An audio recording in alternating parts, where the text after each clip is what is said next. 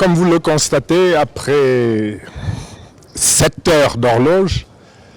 je viens de terminer ma déposition faite auprès de la DIC. Cela fait 3 ans que je demande à pouvoir faire ouvrir, contribuer à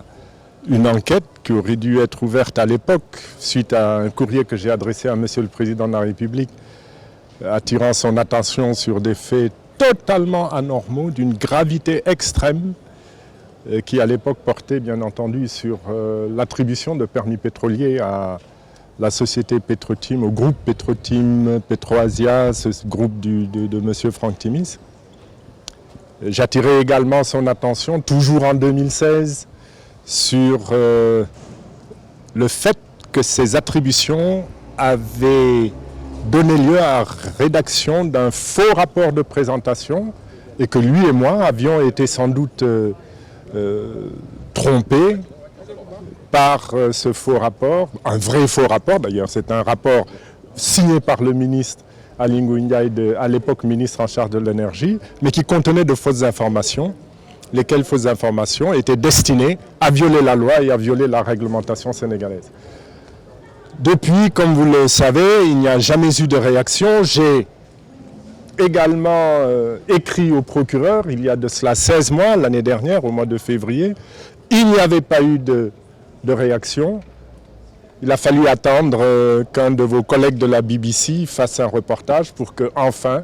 on puisse être entendu dans le cadre d'une enquête qui a démarré. Donc il m'était difficile de ne pas venir déposer, de ne pas venir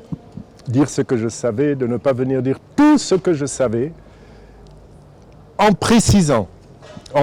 que je ne suis pas dans une logique de dénonciation, je suis dans une logique de restaurer les droits et de réparer les torts faits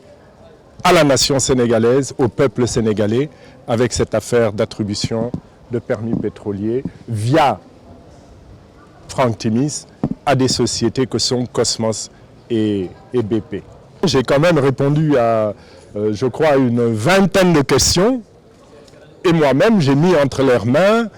un document qui fait un peu moins d'une centaine de pages et qui concerne d'abord mon témoignage avec tous les détails qui sont justifiés et puis surtout toutes les annexes, puisqu'il est important dans un témoignage de cette nature de toujours avoir à l'appui des documents probants.